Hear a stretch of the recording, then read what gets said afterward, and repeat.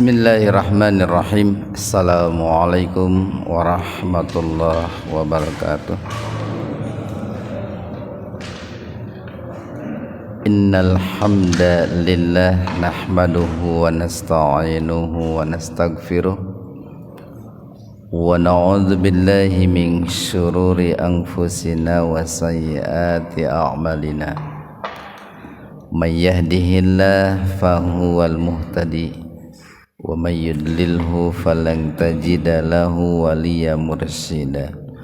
Asyhadu an la ilaha illallah wahdahu la syarikalah wa asyhadu anna Muhammadan abduhu wa rasuluh, amma ba'd.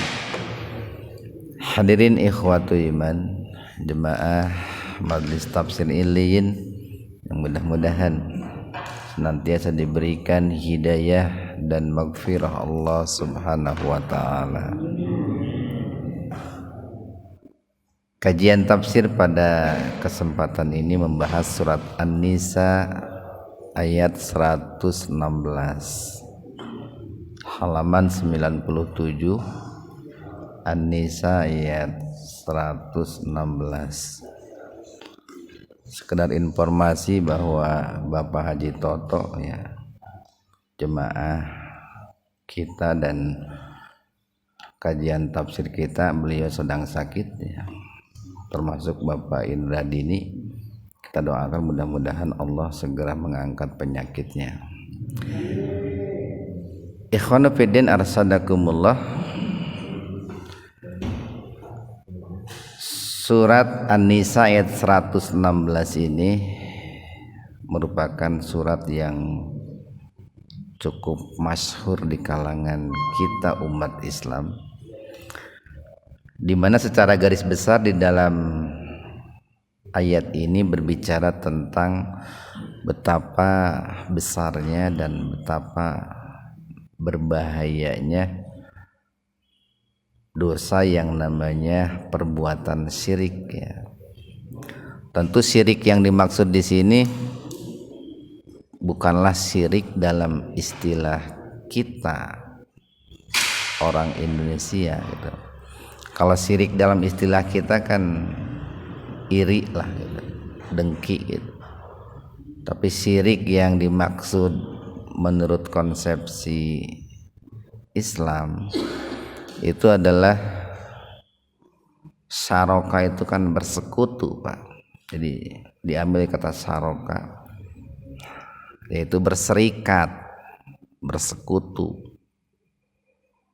Atau yang namanya berserikat itu kan minimal 2. Sehingga yang namanya berserikat itu kalau dalam hal penyimpangan, penyembahan atau peribadatan itu bisa disebut dengan trinitas atau politeisme ya. Politeisme itu lebih dari 3 gitu ya. Itu kalau diambil dari akar katanya. Jadi yang namanya syirik itu adalah menserikatkan Allah, mensekutukan Allah, atau menduakan Allah, atau bahasa gaulnya mah mempoligamikan Allah gitu Pak. Itu yang disebut dengan syirik itu. Di sisi lain ayat ini pun berbicara tentang rahmat juga dari Allah Subhanahu wa taala. Ikhwana fillah arsadakumullah, di ayat 116 ini Allah mengawali firman-Nya dengan harfut taukid ya, inna, yaitu huruf yang berfungsi untuk memberikan peneguhan, penekanan kepada kita, yang tujuannya adalah untuk menanamkan keyakinan Pak. Jadi barangkali ada di antara kita umat Islam khususnya yang masih ragu gitu, dengan bahayanya perbuatan syirik. Maka untuk menanamkan keyakinan itu Allah awali firman-Nya dengan inna. artinya itu sesungguhnya. Bahkan ada yang menyebutkan inna itu sumpah gitu ya. Jadi inna sesungguhnya. Dan ini rahasianya kenapa ditasdid, Pak. Ditasdid itu kan ditahan gitu ya, mendengung. Inna itu. Nah, itu untuk memberikan sebuah penekanan. Sesungguhnya Allah. Nah, harus diingat kalau sesudah huruf inna, kata sesudahnya itu berharokat fathah, Pak. Jadi innallaha ha gitu. Enggak bisa hi atau hu, enggak bisa karena ada inna itu. Di sesungguhnya Allah la tidaklah, ini nyala nafi gitu. La nafi itu la yang berfungsi untuk meniadakan, menafikan gitu. Sesungguhnya Allah tidaklah, atau bisa juga mengharamkan. Sesungguhnya Allah mengharamkan. Yaghfiru, mengampuni atau memberikan ampunan. Memberikan ampunan dan juga memberikan penutupan. Kita sering sampaikan bahwa yang namanya Ghafar itu mengampuni plus menutupi dosa-dosa. Jadi tidak akan diampuni dan tidak akan ditutupi dosa. Dosa apa? Ayyusroka, yaitu orang yang menserikatkan, mensekutukan, menduakan, mentigakan, mengempatkan gitu.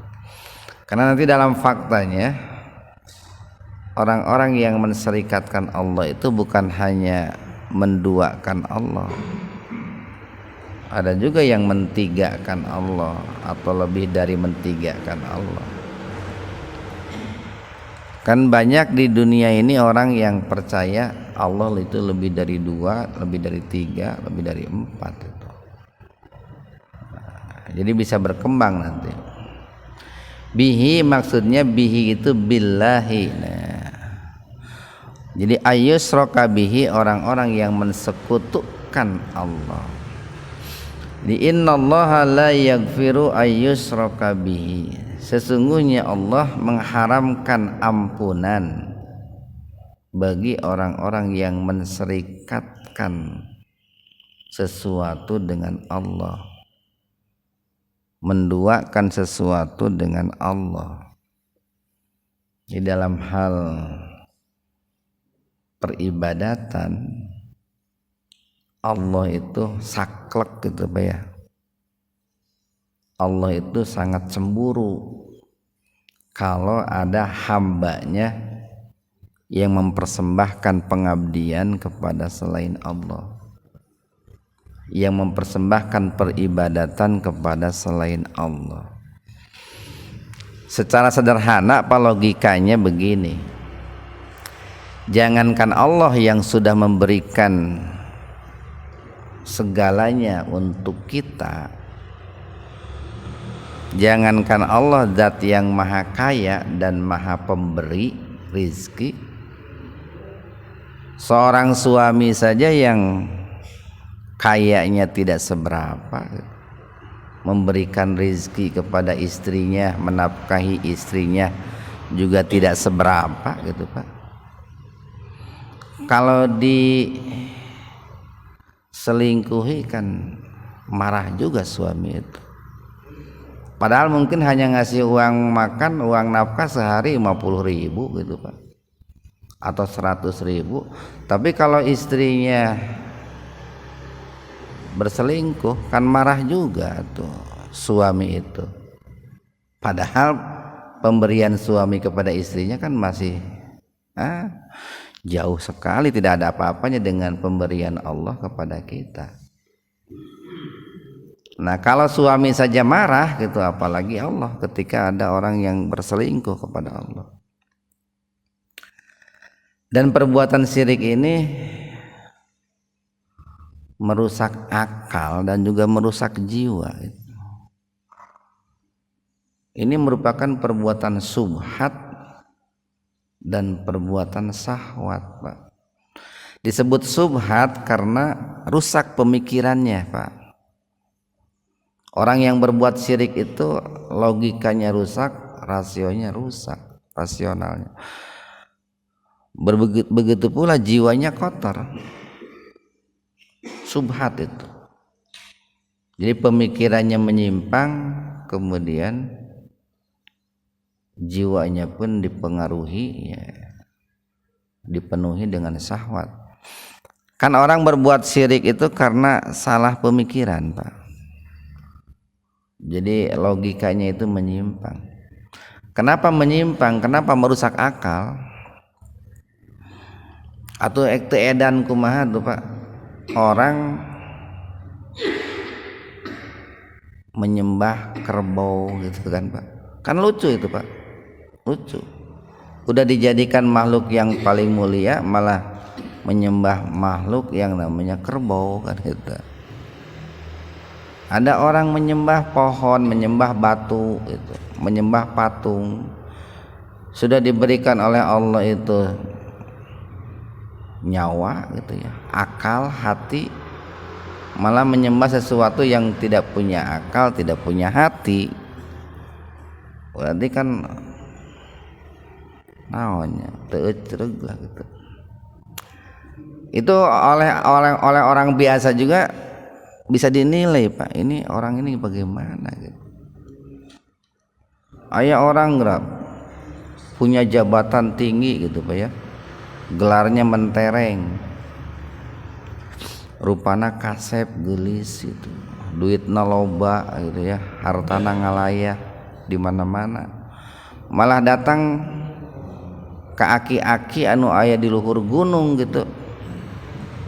Nu sakola tamat SD gen teu meureun, Pak. Boro-boro boga gelar SD gen meureun teu tamat. Boro-boro boga harta, mobil mewah, sepeda gitu boga. Tiba-tiba orang itu datang kepada aki-aki itu. Anu geus batuk, bongkok, cekro, kan secara logika itu tidak masuk akal itu. Maka orang yang mensekutukan Allah itu akalnya rusak itu, rusak. Termasuk jiwanya pun rusak gitu. Kesucian jiwanya itu kotor. Nah, itulah bahayanya penyakit subhat, tergelincirnya akal, tersesatnya akal, dan bahayanya penyakit syahwat itu. Nanti hawa nafsunya akan mempengaruhi jiwanya. Kemudian berikutnya nih, wa dan yaghfiru, akan mengampuni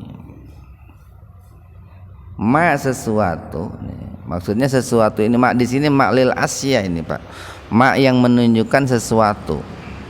Sesuatu yang dimaksud itu adalah dosa. Dan Allah akan mengampuni dosa duna selain dzalika itu. Maksudnya wa yaghfiru ma duna syirki, dan Allah akan mengampuni dosa selain syirik. Ali bin Abi Thalib mengatakan begini, di dalam Al-Quran ayat yang paling aku cintai adalah kalimat ini nih, kata. Itu Ali bin Abi Thalib mengatakan begitu. Kenapa? Karena ayat ini merupakan rahmat yang sangat besar dari Allah, di mana Allah akan mengampuni dosa selain dosa syirik gitu. Rahmat Allah bagi orang-orang yang berbuat maksiat selain syirik. Bayangkan saja, Pak, begitu banyak kejahatan yang dilakukan oleh manusia terhadap Allah, semuanya berpotensi. Saya katakan potensi, Pak, tidak mengatakan pasti. semuanya berpotensi diampuni kecuali dosa syirik. Dan dosa syirik pun akan diampuni kalau orang yang bersangkutan mati sebelum bertaubat. Tidak ada dosa yang tidak diampuni, tidak akan diampuni. Tidak ada dosa yang berpotensi diampuni, yang berpotensi tidak diampuni kecuali kalau yang bersangkutan bertaubat sebelum mati. Apapun dosanya, potensi diampuni besar kalau dia bertaubat sebelum mati. Maksudnya bahwa orang yang mati sementara dia belum bertaubat dari perbuatan syiriknya, itu tidak akan diampuni. Kan suka ada orang begini, itu mah kan urusan Allah. Nya justru Allah geus negaskan gitu tuh. Justru Allah itu sudah memberikan jawaban tegas gitu. Kan sering orang mengatakan begini, ai masalah diampuni jeung teu nama cenah, lain urusan didinya, memang didinya nyaho gitu Allah cenah gitu. Kan udah diberitahu ku Allah, saya itu kata Allah tidak akan mengampuni orang yang mati dalam keadaan membawa dosa syirik gitu, sebelum dia bertaubat gitu. Nah, kita lanjutkan yang tadi nih. Jadi ayat ini kata Ali bin Abi Thalib merupakan rahmat yang sangat besar dari Allah, karena Allah membukakan ampunan bagi orang yang akan membukakan ampunan bagi orang yang berbuat dosa selain dosa syirik. Tetapi perlu menjadi catatan nih, ada ujungnya nih, liman bagi siapa yasa'u, nah itu yang Allah kehendaki. Ini kalimat ini sebagai sebuah rem dari Allah bagi orang-orang yang tidak mensekutukan Allah tapi senang berbuat maksiat gitu. Kan sering dijadikan ini nih ayat ini, tenang we penting mantang mensekutukan Allah cenah gitu. Rek maksiat mah pek lah cenah. Nu penting tong mensekutukan Allah, itu jadi rem ayat ini nih. Jadi ada kalimat lima yasa'u, dengan munculnya kalimat lima yasa'u bagi siapa yang dikehendaki, ini memberikan sebuah isyarat kalau Allah berkehendak ya diampuni gitu Pak. Tapi kalau Allah tidak berkehendak, ya tidak ada yang bisa memaksa untuk mengampuni kan dosa selain syirik gitu. Makanya dalam hal memohon ampun kepada Allah, tempo hari kita sampaikan kita harus punya sikap tengah Pak. Sikap tengah antara al-khauf dan ar-raja gitu, antara takut dan harap, antara cemas dan harap. Kita harus takut kalau Allah tidak berkehendak mengampuni dosa kita, tapi kita harus berharap banyak Allah akan mengampuni dosa kita. Nah itu sikap tangannya begitu Pak. Kita berharap Allah mengampuni dosa kita, manakala kita berbuat dosa lalu beristighfar memohon ampun kepada Allah. Tapi harus cemas juga kalau Allah tidak berkehendak mengampuni dosa kita. Karena kalau kita terlalu pede Pak bahwa Allah pasti akan mengampuni dosa kita, nantinya kita menyepelekan dosa. Tenang lah gak diampunan ke Allah, dihampura ke Allah. Itu dampaknya bisa begitu. Tapi kalau kita sebaliknya nih, kalau kita terlalu takut, terlalu cemas bahwa Allah tidak akan mengampuni, nanti akhirnya putus asa Pak. Putus asa. Makanya banyak orang-orang yang putus asa dari ampunan Allah itu ketika bertaubat itu muruhkeun ka batur. Pak Ustad cenah, abi teh loba dosa cenah. Punten cenah. Mintakan ampunan kepada Allah untuk saya gitu. tanpa ustad mah suci cenah gitu, bersih. Cek ustad teh da ustadna meureun kebutuhan duit wani piro eta. Sok saanu lamun hayang dihampura mah kan gitu tah. Ku saya pangamentakeun ka Allah. Itu kan karena orang itu tidak percaya diri, Pak. Orang itu putus asa dari rahmat Allah. Jadi terlalu takut mendapatkan ampunan dari Allah, jangan gitu. Terlalu percaya diri Allah akan mengampuni, jangan. Tengah-tengah aja, Pak, tengah-tengah. Seger tengah lah lamun cek orang Sunda makanya. Dalam konsep Islam itu ada kalimat begini, khairul umuri awsatuha itu. Sebaik-baik urusan itu pertengahan itu, Pak. Pertengahan. Dalam segala hal, Pak.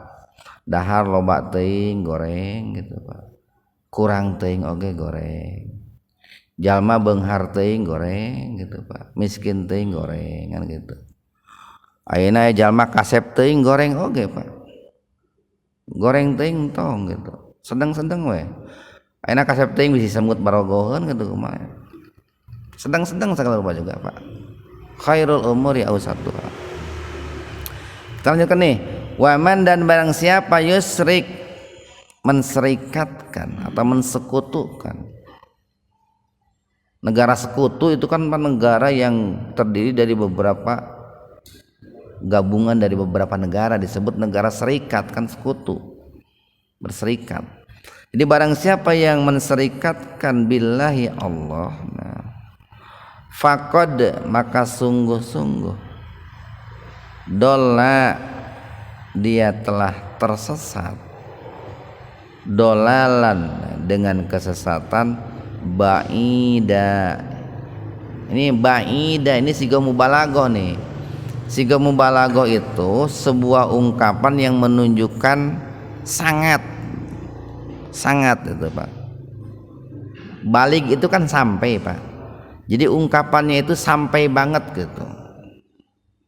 Dia telah melakukan sebuah kesesatan yang sangat jauh, sehingga potensi untuk bisa kembalinya itu sulit, Pak, sulit.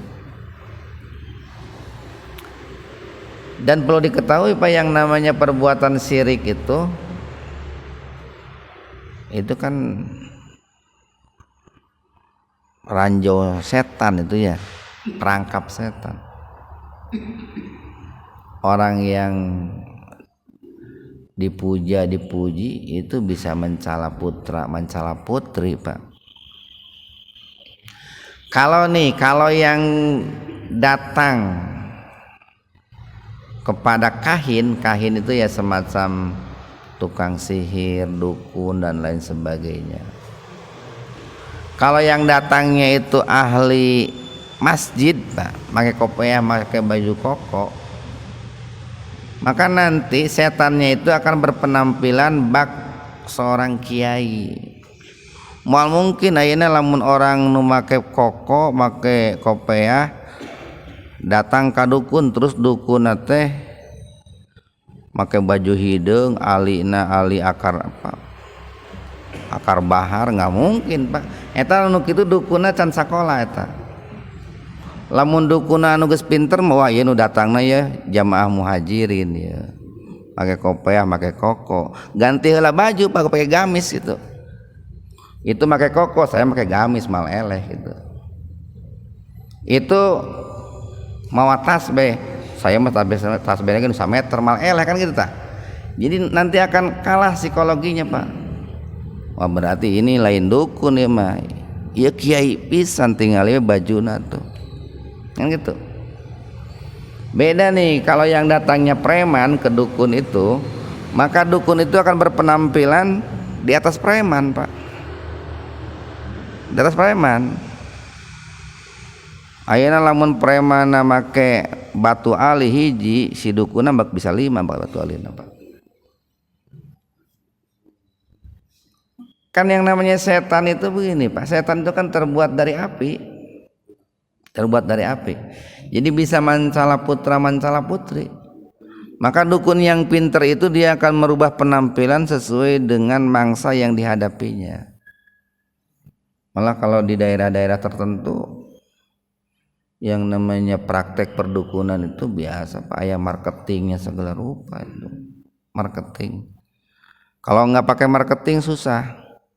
Ada seorang dukun umpamanya nih di sebuah katakanlah di kampung gitu Pak ya, Ciamis atau di mana. Nanti marketingnya itu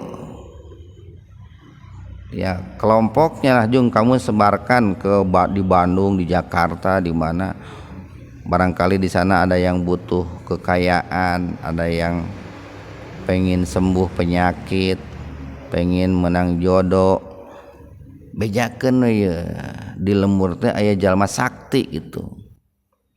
Engke kan diantar tah ka lembur gitu. Zaman kiwari mah teu betong boro-boro dina dunia bisnis, dina dunia perdukunan gaya marketing tuh. Malah terkadang marketing teh jadi ini. Marketing itu terkadang orang yang disepuhkan gitu ya. Atau diikuti di masyarakatnya itu. Diikuti. Kenalnya kan ini. Jadi barang siapa yang mensekutukan Allah, maka dia telah tersesat dengan kesesatan yang jauh. Satu ayat lagi. In tidaklah, nah innya itu harfun nafi. Tidaklah. Yad'una mereka menyeru. Siapa mereka di sini? Orang-orang musyrik. Jadi perbuatannya disebut syirik, Pak. Pelakunya disebut perbuatannya iya disebut syirik, pelakunya disebut musyrik. Jadi yang dimaksud mereka di sini adalah orang-orang musyrik. Tidaklah orang-orang musyrik itu menyeru. Doa itu kan menyeru, Pak. Karena di antara bentuk kemusyrikan itu bisa berupa seruan, Pak. Seruan. Orang-orang Yahudi Pak disebut berbuat syirik karena dia berdoa kepada Nabi Uzair. Orang-orang Nasrani disebut melakukan syirik karena dia berdoa kepada Nabi Isa. Orang-orang yang mengaku Islam bisa disebut berbuat syirik karena dia berdoa kepada Nabi Muhammad itu. Ini harus diingat nih, kita orang Islam nih Pak. Jangan sampai menyerupai mereka yang menyembah, berdoa, meminta kepada nabi-nabi mereka. Kalau kita minta kepada Nabi Muhammad, apa bedanya dengan mereka gitu Pak? Apa bedanya? Kan berdoa itu kan ibadah. Ibadah itu hanya untuk Allah nih. Ini salah satu rahasia kenapa kok di sini menggunakan kata yad'una. Karena biasanya begini, orang yang namanya berbuat syirik dalam bentuk berdoa, yang bersangkutan tidak merasa dia itu sedang berbuat syirik. Iya makan saya makan ngadoa cina gitu. Jadi yang di rata-rata orang memahami kalau yang namanya berbuat syirik itu ya penampilannya itu kayak di film-film gitu Pak. Datang gitunya ke Hanapun Tangkal, ke Batu Gede gitu. Padahal itu kan hanya objek saja. Objeknya bisa ganti-ganti Pak. Bukan hanya pohon, bukan hanya batu, bukan hanya mata air. Bisa juga objeknya itu sosok manusia itu. Objeknya itu bisa gonta-ganti. Atau kalau yang perbuatan syirik yang seperti menyembah pohon, menyembah batu, menyembah buaya, monyet itu kan sudah itu mah syirik anu naonnya budak leutik arapaleun gitu mah tuh. Arapaleun gampang menerkanya itu. Justru yang kan syirik itu seringkali orang yang berbuat syirik itu tidak merasa kalau dia itu berbuat syirik. Coba saja Pak nih. Ketika ada sebagian umat Islam itu berdoa kepada Nabi Muhammad, mungkin dia tidak merasa kalau dia sedang mensekutukan Allah. Kan Nabi Muhammad itu makhluk, Pak, hamba yang dipilih oleh Allah jadi rasul. Sama seperti Nabi Isa, hamba yang dipilih oleh Allah jadi rasul. Sama seperti Nabi Uzair, hamba yang dipilih oleh Allah sebagai rasul. Nah, dulu orang-orang Nasrani dikatakan syirik karena menyembah Nabi Isa. Hari ini tidak sedikit orang ngaku Islam tanpa sadar mereka berdoa kepada Nabi Muhammad. Mestinya kan mendoakan Nabi Muhammad, mestinya begitu. Bukan berdoa atau minta didoakan oleh Nabi Muhammad. Kalau dulu Nabi Muhammad masih hidup, boleh itu, Pak. Orang datang kepada Rasulullah minta didoakan boleh. Kalau dulu masih hidup. Sekarang kan beliau sudah wafat. Kalau sudah wafat bukan minta kepada beliau untuk supaya kita didoakan, bukan. Justru kita harus bersolawat kepada beliau, kan begitu. Nah, ini sebuah kekeliruan yang harus segera diluruskan itu, Pak. Kita lanjutkan nih. Jadi tidaklah mereka itu berdoa min dunihi selain kepada Allah. Jadi hi-nya itu kembali kepada Allah, Pak. Min dunihi maksudnya min dunillah. Tidaklah yang mereka jadikan objek doa selain Allah illa kecuali inasan. Inas itu kan muannas itu, Pak. Muannas itu ya jenis perempuan lah. Kenapa disebut inas? Karena nih kalau lihat dalam sejarah rata-rata yang dijadikan sesembahan oleh orang-orang musyrik itu berpenampilan perempuan atau objeknya itu dalam keyakinan mereka itu perempuan.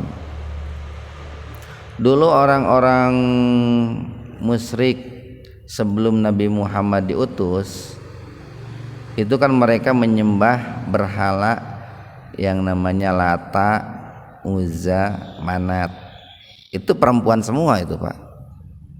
Lata, Uzza, Manat itu. Atau orang-orang musyrik Mekah,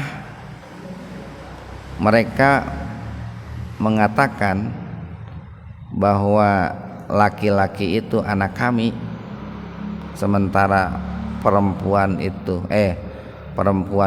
adalah putrinya Allah. Termasuk para malaikat itu kata mereka adalah putri-putrinya Allah. Itu kan perempuan juga itu dalam keyakinan mereka, Pak, ya.